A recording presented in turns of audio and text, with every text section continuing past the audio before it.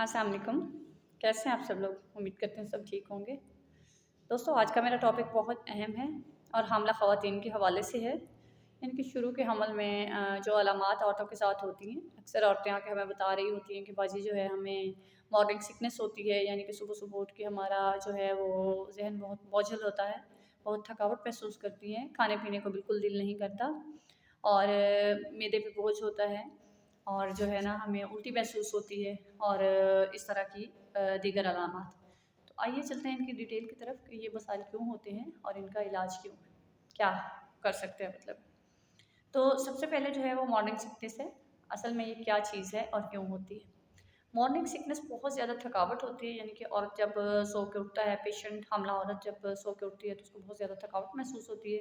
कुछ भी खाने को उसका दिल नहीं कर रहा होता और ना चलने को दिल करता है, ना काम करने को दिल कर रहा होता है। तो इसमें ये होता है कि बाज़ पेशेंट के साथ ये कंडीशन बहुत ज़्यादा होती है, तो उसमें पेशेंट को जो है वो ट्रीटमेंट की ज़रूरत होती है, इलाज की ज़रूरत होती है और कुछ ख़वातीन में जो है ये काबिल बर्दाश्त होता है, तो जो बर्दाश्त कर लेती हैं। दूसरे नंबर पे है कि हार्ट बर्निंग यानी कि मैदे में जलन होना।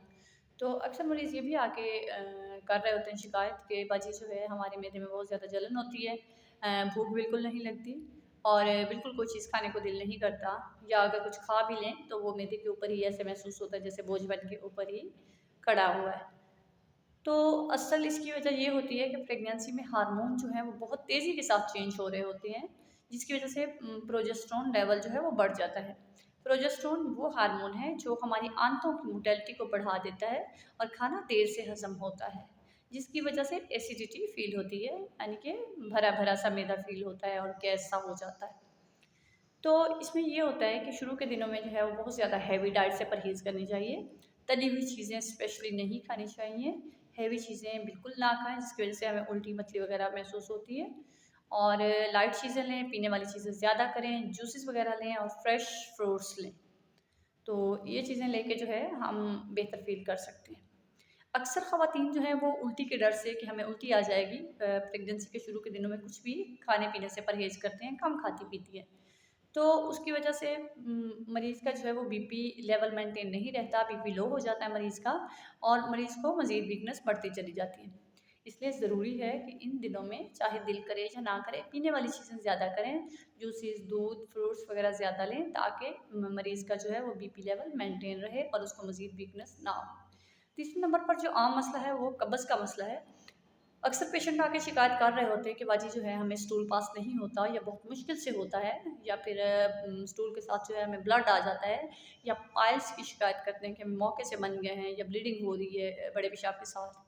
तो उसमें भी ये डाइट पे ही मुनहसर होता है, यानी कि मरीज़ जो हैं वो पीने वाली चीज़ें बहुत कम ले रहे होते हैं जिसकी वजह से खुश्की आंतों की खुश्की बढ़ जाती है। तो हमें चाहिए कि हम उनको बताएं कि अपनी जो है वो पीने की चीज़ें ज़्यादा करें, अपनी डाइट को इस हिसाब से लें और छिलकों वाली खुराकें ज़्यादा लें, जैसा कि फ्रूट्स वगैरह हम छिलके समेत लें और सलाद वगैरह इस्तेमाल करें और साथ में हम उनको सिरप वगैरह कब्ज़ के लिए लिख के देते हैं ताकि जो है वो उनकी कब्ज़ ख़त्म हो सके।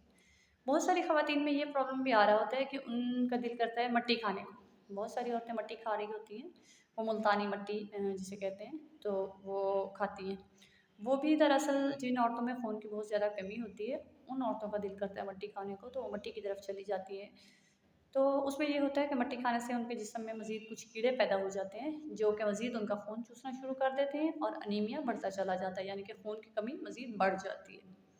तो उसमें ज़रूरी है कि इस तरह का अगर पेशेंट हो तो उसे चाहिए कि अपने खून के मुकम्मल टेस्ट करवाए और अगर उसकी एचबी लो रही हो रही है तो अपने डॉक्टर के मशवरे से जो है वो कोई मल्टीविटामिन कोई आयरन टैबलेट ले और अपने मतलब एचबी के हिसाब से जो है वो अपनी मेडिकेशन जो है वो अपने डॉक्टर से लिखवा लें।